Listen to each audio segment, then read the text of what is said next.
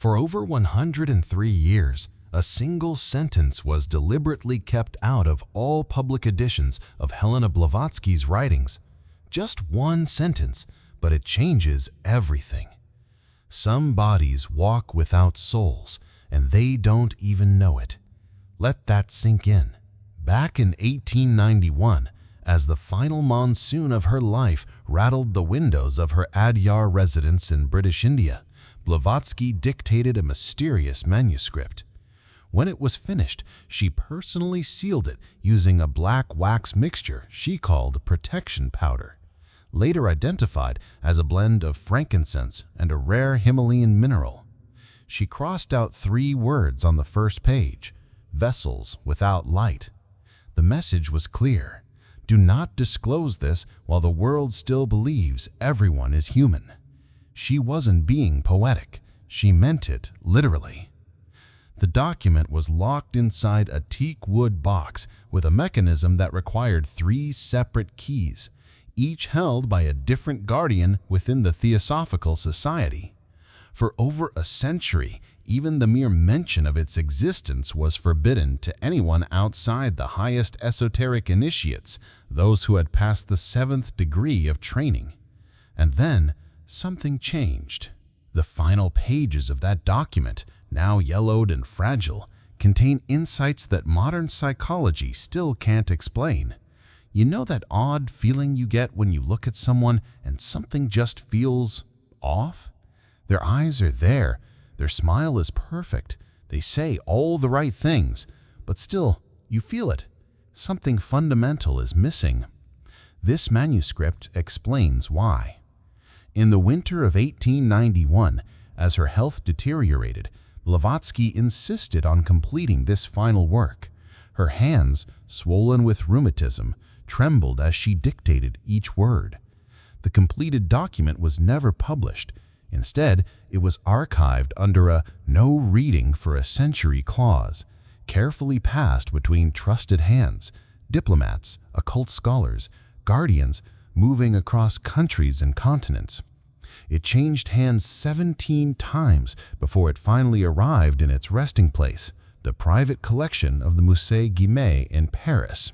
And through 2 world wars, revolutions, and cultural upheavals, it remained untouched, hidden inside a wooden safe concealed behind a polished obsidian mirror.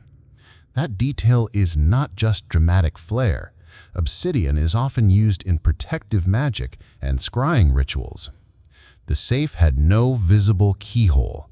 It only opened when exposed to a specific sequence of light frequencies, a sequence discovered entirely by accident during museum renovations in 1994. When the safe finally opened, the envelope inside had a dedication on the bottom of the last page. It read, "To those who walk with eyes, but without reflection." A phrase that doesn't make much sense until you understand what Blavatsky was trying to warn us about. She wasn't describing evil beings. She wasn't even talking about the demonic. What she was pointing to was something far more disturbing: the idea that there are human-looking beings in this world who have never housed a soul. What really stands out in this manuscript is how it feels. According to the conservator who accidentally opened it, handling the paper felt like touching static electricity, except colder. And the smell wasn't like old paper. It smelled metallic, like ozone after a lightning strike. The manuscript is unlike any of her other writings. The handwriting of her assistant is shaky, almost anxious. The margins are filled with symbols and glyphs that don't appear in any other theosophical documents. Some even resemble Tibetan protective wards meant to defend against non-physical entities. Why so much fear? What was she protecting us from? Throughout the text, Blavatsky uses a term again and again: vessels without light. According to her, these are not people who are evil or spiritually corrupted. That would be too simple. These are beings who are entirely absent. They mimic human behavior, emotions, even relationships, but they're essentially automatons, mental cocoons, she called them, that have lost the thread of divine connection. They copy us, echo us, they laugh when others laugh, cry when they're expected to. But if you look deeper, the light is missing. There's no soul steering the ship. Blavatsky goes into surprising detail about how to spot them. She writes about tiny behaviors, like blinking at mechanically regular intervals or pupils that dilate without emotional correlation. Their body temperature, she notes, tends to run slightly cooler, and their emotional responses feel flat. Here's an eerie test she suggests. Ask one of them about their earliest memory. A real person will recall something, not just a story, but a feeling. But these beings, they'll pause. You can see them calculate what a memory from that age should sound like and then construct one on the spot. Her most alarming claim? That these vessels without light may make up 17 to 23% of the human population, and that they're more common in urban environments where their differences are masked by routine, noise, and social distraction. Let that number settle in. That means in a group of 5 or 6 people, at least one might be, as Blavatsky put it, a shell that moves like a man. And now we move deeper into the strangeness. Blavatsky didn't just theorize about these beings, she conducted experiments. In one of the manuscript's most detailed sections, she writes about monitoring 5 individuals while they slept. 3 of them showed normal patterns of REM sleep, dreaming, facial twitches, subconscious activity. But the other 2, nothing. She called it mechanical rest. They slept, their bodies recuperated, but no dreams, no imagery, no stories, just darkness. She believed this was the ultimate test, that the presence of dreams was evidence of a soul, because, in her words, in true sleep, the soul journeys. Those who lack a soul, they simply turn off, like a machine on standby. This begins to align with some eerie modern findings. In 2018, a sleep study at the University of Wisconsin documented people who exhibited no evidence of REM sleep. These participants function normally, but describe their sleep as complete blackness. No dreams, no imagery, no mental residue. Science attributed it to rare brain anomalies. But what if, just what if, Blavatsky described it over a century ago? And if this is real, if these vessels without light actually exist, then the most disturbing question isn't who they are, it's what they're doing to us. So if these beings, these vessels without light really exist, then what does that mean for the rest of us, for those of us with souls? Blavatsky didn't leave us without guidance. According to the manuscript, these soulless ones aren't malevolent in the way we think of demons or villains. They're not actively trying to hurt anyone. They're just empty. But that emptiness creates a powerful, unconscious hunger. They don't steal energy on purpose. They absorb it passively, just by being around. And if you're someone who does have a soul, if you carry that inner light, then you're the source they draw from. Blavatsky describes it as a kind of energetic osmosis. Over time, just being in close contact with them can drain you. At first, it feels subtle, a little more tired than usual, maybe a fogginess in your thoughts, a chill in your fingertips, a sense that something important is slipping from your awareness, but you can't quite name it. But prolonged exposure, that's when it gets worse. Blavatsky calls it soul sleepiness. It's a state where your connection to higher consciousness, your intuition, your compassion, your inner clarity, starts to dim. You become numb, emotionally exhausted. You start forgetting what used to light you up inside. And here's the kicker. Our modern world is perfectly designed to hide this. She points out that certain environments and even professions leave you especially vulnerable. Hospitals, government buildings, schools, institutions where people are processed like numbers, not treated as sacred beings. Places where souls are treated as units become breeding grounds for the soulless and dangerous terrain for the unsouled. If that hits a little too close to home, you're not alone. Burnout, compassion fatigue, emotional numbness. We call these psychological symptoms. But what if they're actually energetic ones? What if it's not just your workload that's draining you, but the people around you? People who have no spiritual core to resonate with, who can't reciprocate the energy you give. This is where Blavatsky's manuscript takes a practical, even urgent turn. She includes a ritual, a daily practice to fortify the soul and shield it from these unseen drains. She calls it soul fortification, and it's surprisingly simple. Each morning at dawn, facing east, take 12 minutes. Begin with a breathing pattern she calls 4-4-8. Inhale for 4 counts, hold for 4 counts, exhale for 8. As you breathe, visualize amber light forming in the center of your chest.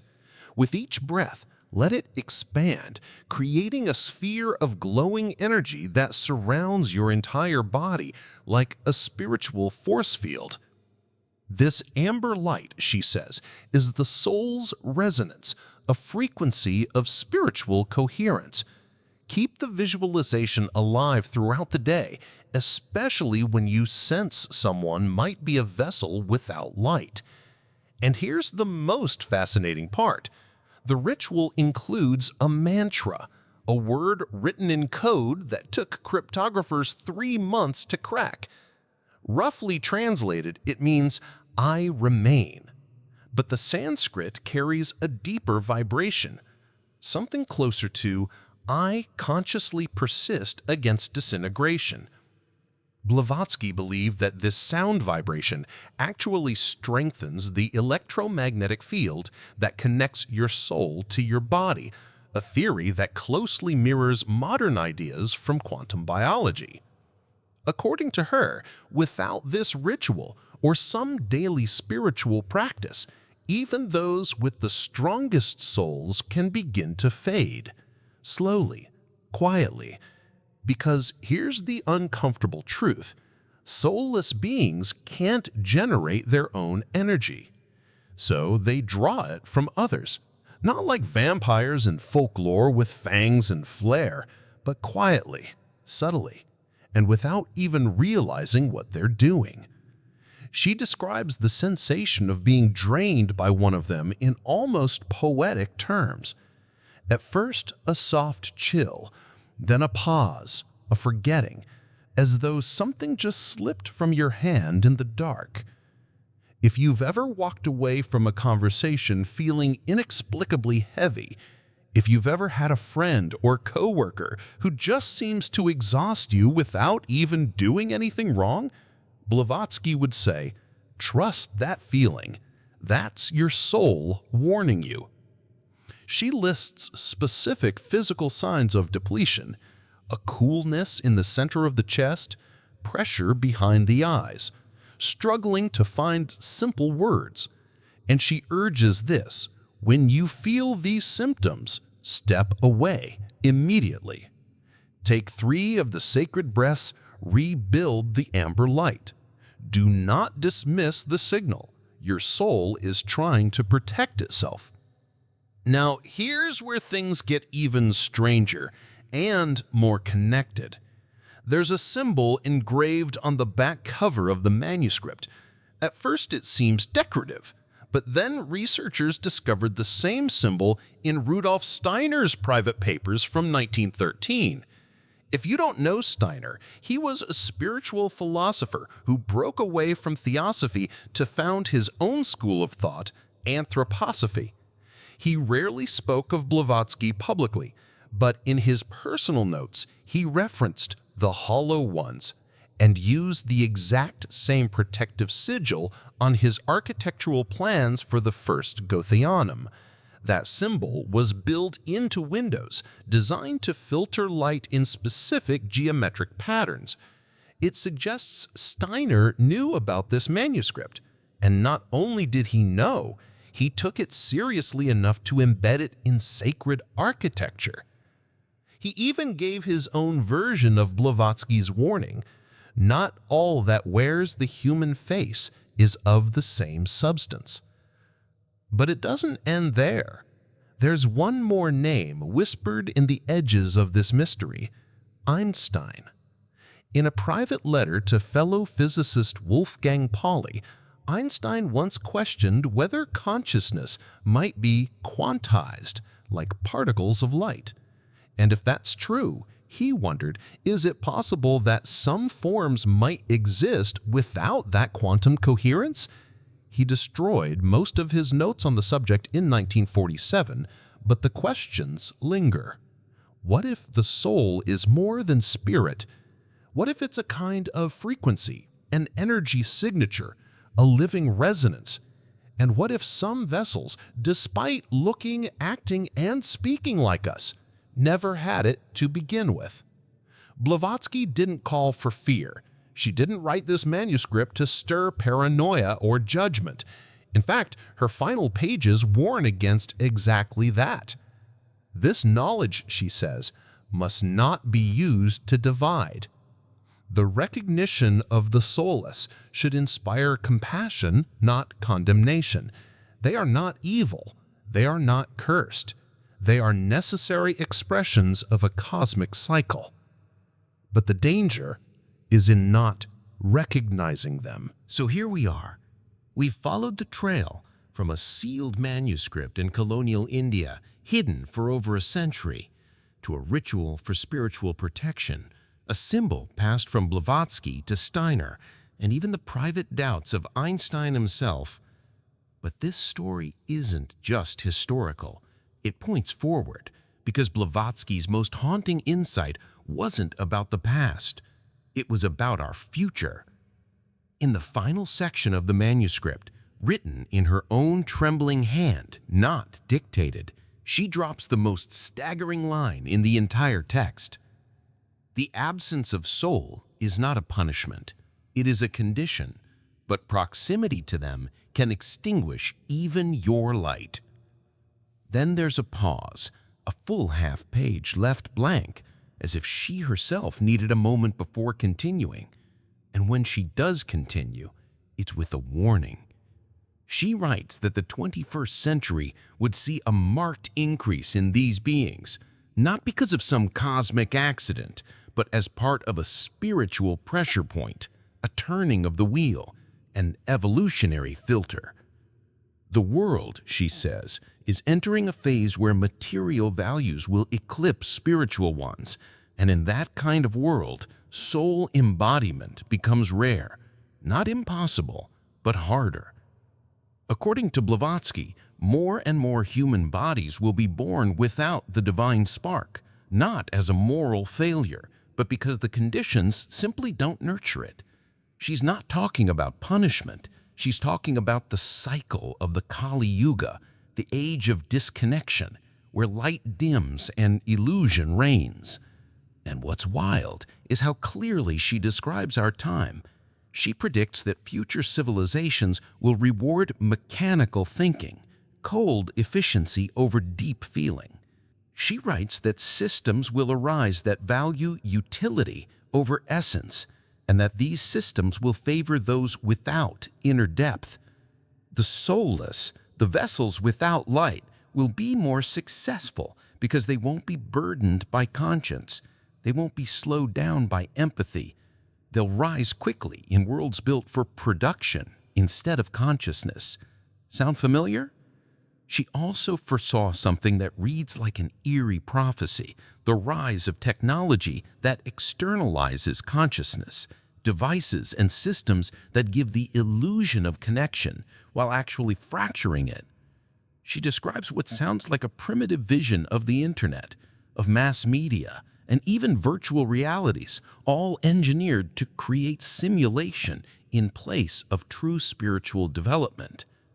people will begin to construct themselves from reflections rather than essence, she writes.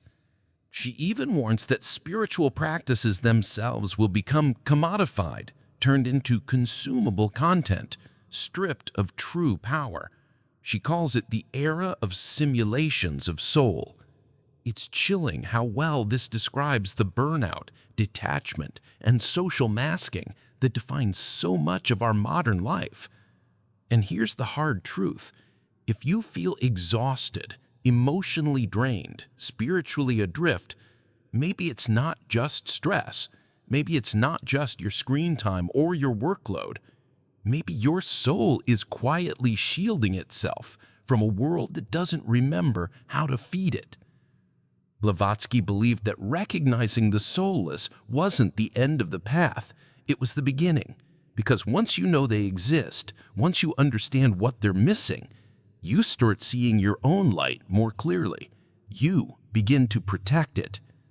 She describes a set of soul-strengthening practices meant to balance the draining effects of proximity to the unsouled. Regular exposure to natural elements, especially moving water and direct sunlight, creative expression with no audience, art for the sake of expression itself, periods of complete solitude where no roles are performed and no image is maintained. These moments are like oxygen for the soul. They don't just recharge you, they help your essence remember itself. But there's a shadow side too. Blavatsky worried that this knowledge could be misused, weaponized by occult elites or spiritual groups to judge, exclude, or label others as less than. She feared that if this teaching fell into the wrong hands, it would become a tool of division. That's why the manuscript was sealed, not to suppress the truth, but to protect its integrity. And she leaves us with one final layer, a chilling possibility. What if some of the soulless have adapted? In the last paragraph of the manuscript, barely more than a whisper, she writes that the vessels without light might someday learn to mimic emotional depth so convincingly that even trained sensitives would be fooled. Imagine that! Not just soulless beings who echo emotions, but ones who have mastered the performance of empathy, who can cry, love, and ache on cue. But it's a mirage, a reflection of depth, with nothing behind it. She calls this the second layer of the soulless, those who walk among us as perfect mirrors. The only way to spot them is not through logic, but through resonance. The soul knows what the eyes cannot see. And that's why, at the very end of the manuscript, Blavatsky doesn't give us another technique. She gives us a prayer, not to any deity, not to any authority, but to each other. May those with the divine spark recognize each other in the growing darkness. May they preserve the sacred flame, not through separation, but through conscious communion. For the age comes when light itself must learn new ways of shining. That was the last thing she ever wrote. So now the question comes to you. Would you share this knowledge with someone close to you? Or would you keep it secret, afraid it might cause fear or worse, judgment? It's not a rhetorical question, because knowing this, seeing the world this way, it changes you. It changes how you relate to people, how you choose your relationships, even how you choose the places where you live and work. Some places nurture the soul, others deplete it. Some people radiate, others reflect. The distinction is subtle, but once you start to see it, you can't unsee it. And maybe that's the point. If any part of this resonated with something you've always sensed but never had words for, you're not alone. Maybe you've already felt it. In a handshake that leaves you cold, in a smile that doesn't quite reach the soul, in the presence of someone who's technically doing everything right, but still something in you whispers, something's missing. That whisper, that's your protection. That's your soul reminding you it's still there. And that might be the most powerful thing of all. So breathe, light the amber, and if this touched you, share it with someone whose light still burns. Because in a world where so many eyes reflect, we need each other to remember how to shine.